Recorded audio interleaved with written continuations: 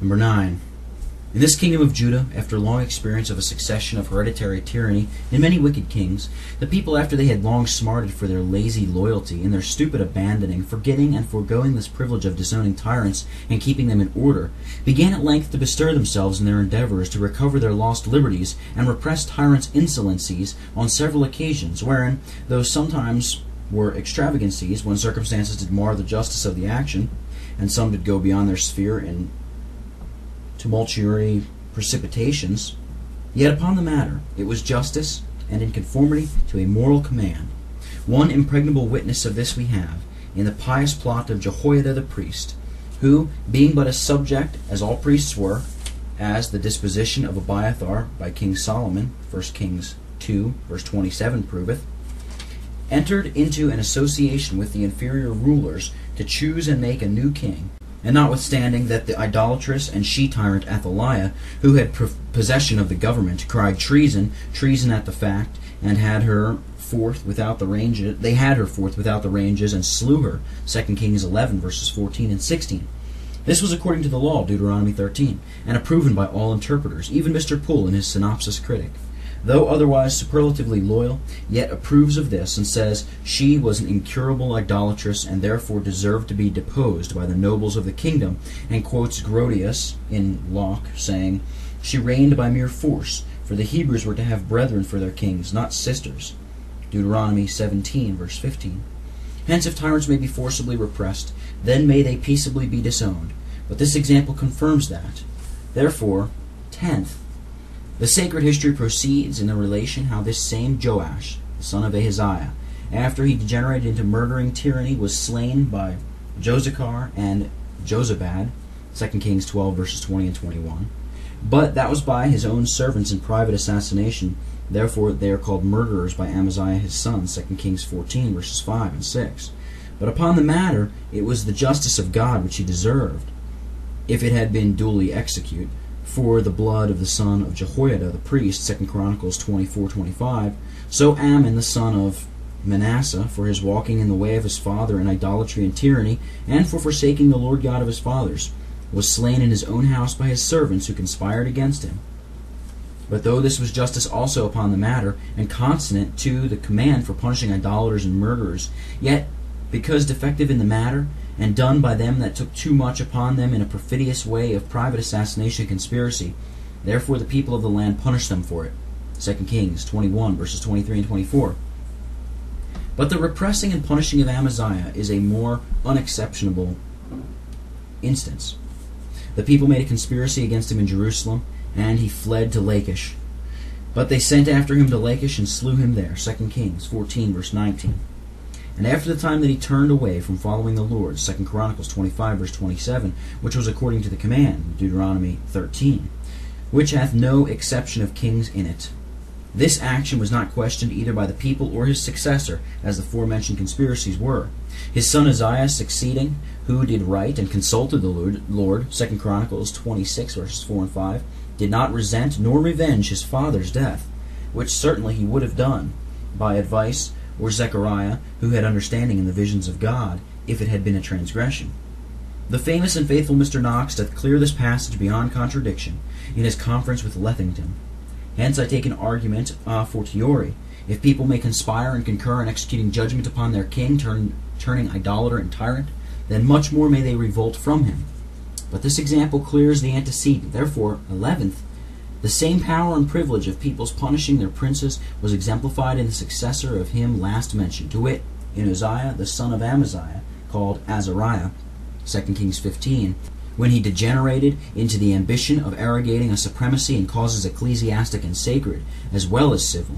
His heart was lifted up to his destruction, for he transgressed against the Lord his God, and went into the temple of the Lord to burn incense, in which usurpation he was resisted by Azariah the priest, and with him 80 priests of the Lord, that were valiant men, who withstood him, and told him it did not appertain to him to take upon him so much, and bade him go out to the sanctuary, or else it should not be for his honor.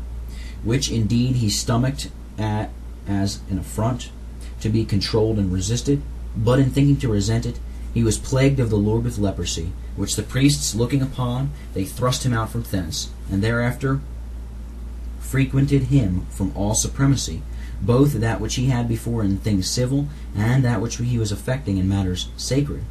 For he was made to dwell in a several house, being a leper, the law including, and here execute upon, the king as well as the beggar, and to resign the government into his son Jotham's hands. 2 Chronicles 26, verses 16 through 21, where it appears he was not only excommunicated by a ceremonial punishment, but was also deposed judicially. Whether he voluntarily demitted or not, it is to no purpose to contend. 'Tis evident that by the law of God the actual exercise of his power was removed, whether with his will or against it, it is all one, and that he was punished both by God and by men is undeniable.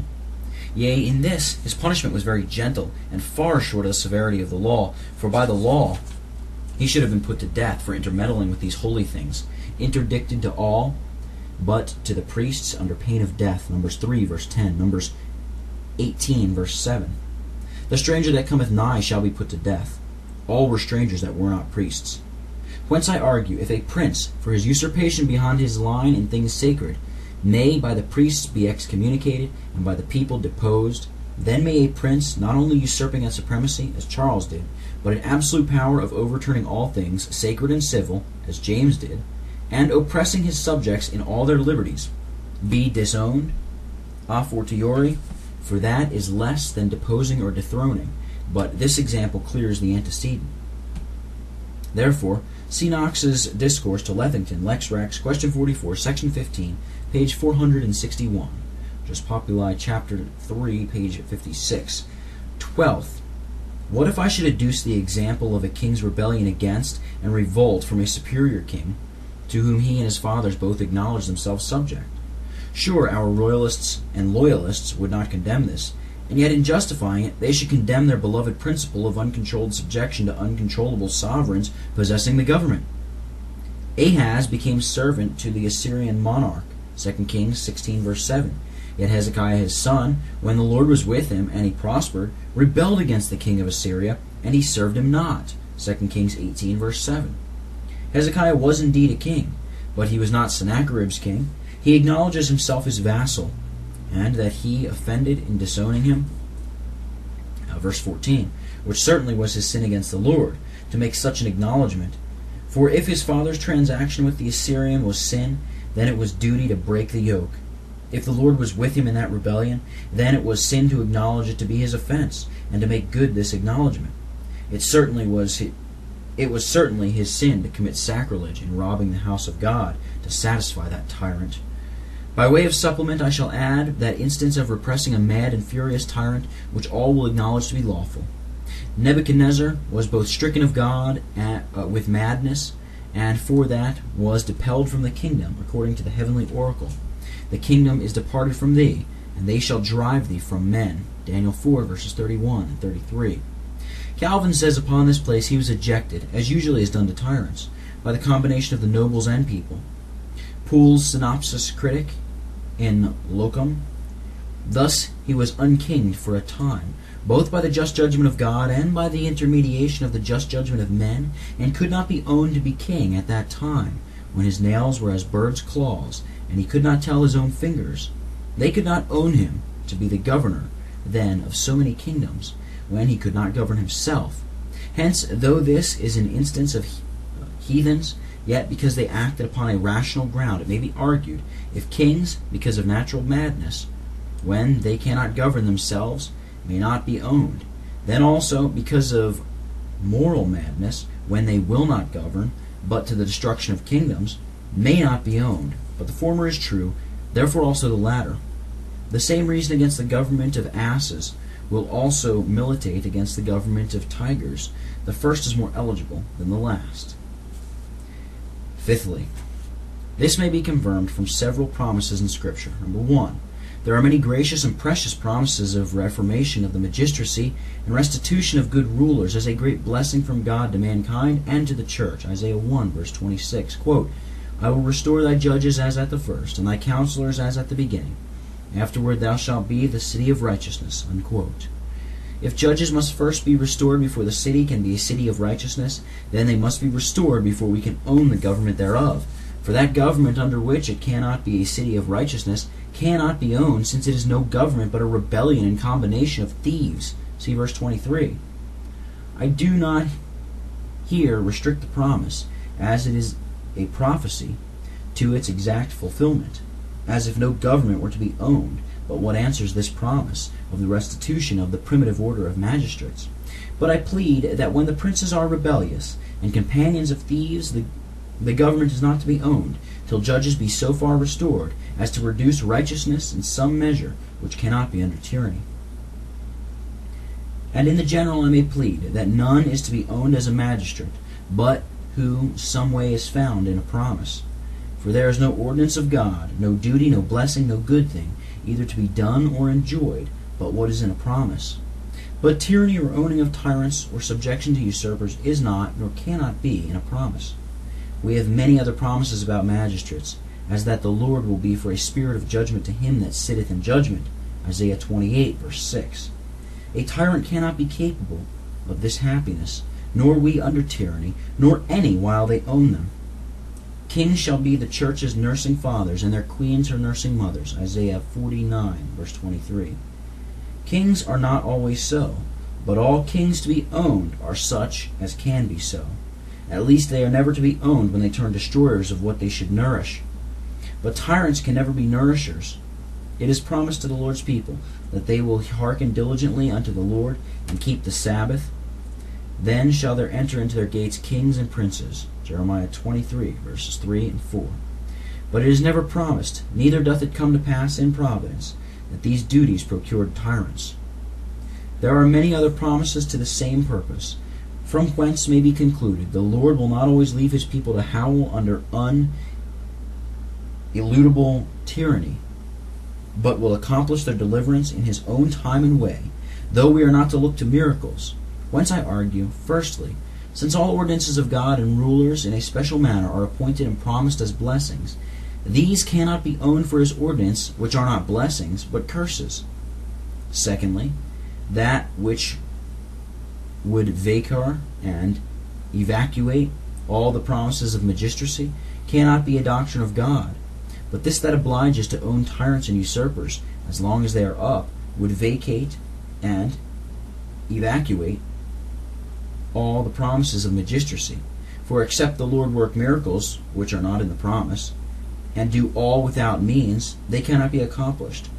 For if any means be used, they must be such as will infer disowning of tyrants. For magistrates cannot be restored, except tyrants be removed.